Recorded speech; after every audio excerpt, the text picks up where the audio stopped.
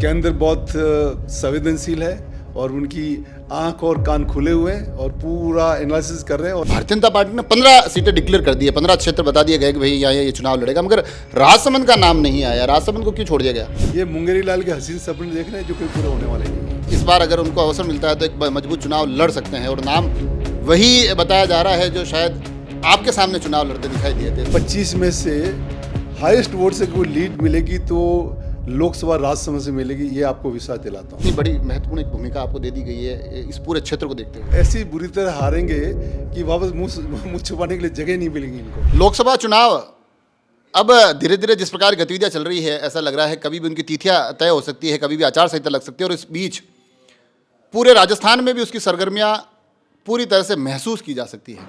राजसमंद भी उससे अछूता नहीं है।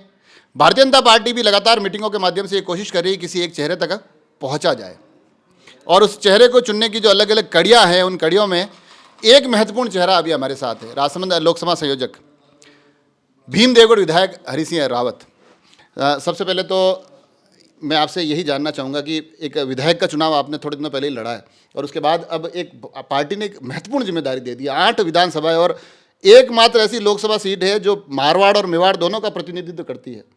तो पहले तो क्या लग रहा है, कितनी बड़ी महत्वपूर्ण एक भूमिका आपको दे दी गई है इस पूरे क्षेत्र को देखते हुए?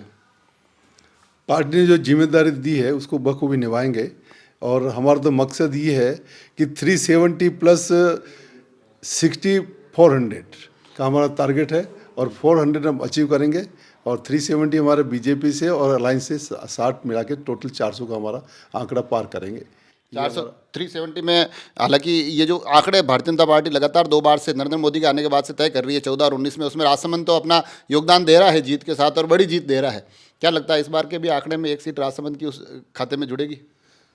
हमारा तो ये देह और यही हम लोग मेहनत करके 25 में से हाईएस्ट वोट से कोई लीड मिलेगी तो लोकसभा राज्यसभा से मिलेगी, ये आपको विश्वास दिलाता हूँ। मगर कांग्रेस का ये कहना है कि इस बार राह इतनी आसान नहीं रहेगी, हम भारतीय जनता पार्टी को उसके ही गढ़ में घेरने के लिए पूरी तरह से तैयार है। ये मुंगेरी लाल के हसीन सपने देख रहे हैं जो कभी पूरे होने वाले नहीं हैं। मगर ये हसीन सपने जो देखे जा रहे हैं उसमें एक नाम अभी धीरे धीरे बड़ी सुर्खियों में आया है। लोग कह रहे हैं कि वो चेहरा इस बार अगर उनको अवसर मिलता है तो एक मजबूत चुनाव लड़ सकते हैं और नाम वही बताया जा रहा है जो शायद आपके सामने चुनाव लड़ते दिखाई दिए थे। सुदर्शन सिंह रावत का नाम आ रहा है कि हो सकता है कांग्रेस से वो चुनाव लड़ते दिखाई देते। ऐसे में वापस वही भीम देवगढ़ की राजनीति को मैं कहता हूँ कि ये साउथ की फिल्मों की तरह होती है, हमेशा मारदार से भरपूर हंगामेदार होती है। तो वापस कैसा रहेगा फिर हरि सिंह जी का दाव? ये जैसा मेरे चुना रहा उससे भी बदतर रहेगा इनका और ऐसी बुरी तरह हारेंगे कि वापस मुंह छुपाने के लिए जगह नहीं मिलेगी इनको। और वैसे तो देखो इनका ध्येय है ना, उनको पता है हार हमारा निश्चित है।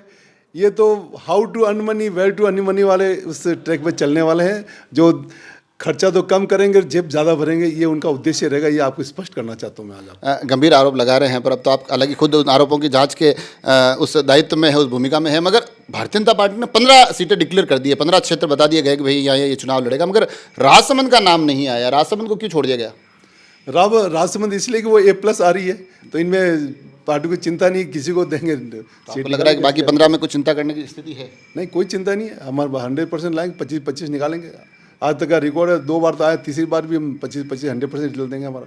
मगर अब आखिर में मैं ये पूछना चाहूँगा कि जो चेहरे बताए जा रहे हैं, हालांकि क्योंकि मैंने भी काफ़ी इंटरव्यू किए हैं, तकरीबन 10 से 12 चेहरे चुनाव में दिखाई दे रहे हैं, मगर अब धीरे धीरे दौड़ सिमटती नजर आ रही है। कोई चेहरा ऐसा भी बताया जा रहा है जो बड़ा एक राजस्थान की राजनीति का केंद्र है, कुछ पुराने राजनीतिक परिवार से चेहरे बताए जा रहे हैं कि वो बड़ी मजबूती से अभी इस दौड़ में आगे आए हैं। ये नाम की घोषणा होगी कब? ये सस्पेंस खत्म कब होगा? ये आने वाले 2-3 दिन हो जाएगा, बहुत जल्दी होने वाला है। अब मैं जिस संवैधानिक पद पे हूँ इसलिए मैं किसी के लिए नाम विशेष बोल नहीं सकता, लेकिन चेहरा अच्छा आएगा और ऐसा चेहरा आएगा लोग सोच ही नहीं पाएंगे और वो चेहरा जीत के और 25 में से हाईएस्ट वोट से लीड लेके जाएगा, ये आपको विश्वास दिलाता हूँ। आखिरी सवाल, चेहरा आपने कहा कि ऐसा आएगा जो लोग सोच भी नहीं सकते, क्योंकि भारतीय जनता पार्टी अभी इस रणनीति पर काम कर रही है। अचानक से ऐसा मुख्यमंत्री निकल के आ जाता है कि लोगों को पता ही नहीं होता कि ये नाम आ गया कार्यकर्ता के रूप में, उप मुख्यमंत्री और तमाम सीटें। तो फिर कहीं ऐसा तो नहीं है कि जो ये नाम हवा में तैर रहे हैं उनसे कुछ अलग ही नाम निकल कर आ जाए? के अंदर बहुत संवेदनशील है और उनकी आंख और कान खुले हुए हैं और पूरा एनालिसिस कर रहे हैं और आने वाले 2-4 दिन में आपको रिजल्ट नजर आ जाएगा। तो देखा आपने, केंद्र बड़ा ही संवेदनशील है और उनके आंख और कान खुले हुए हैं। इसका मतलब ये भी निकलता है कई बार कि जब नेताओं से हम बात करते हैं तो वो भी थोड़ा यूँ संभल कर बात करते हैं कि आंख और कान केंद्र के खुले हुए हैं, हमें भी उतना ही बोलना है जितना हमारे उस दायरे में आता है। नाम कह रहे हैं कि अभी बता नहीं पाएंगे, स्थितियाँ परिस्थितियाँ 2-3 दिन में स्पष्ट हो जाएगी, मगर एक बड़ी जीत का दावा कर रहे हैं। कह रहे हैं कि 25 में से सबसे बड़ी जीत अगर कोई होगी तो राजसमंद क्षेत्र से होगी।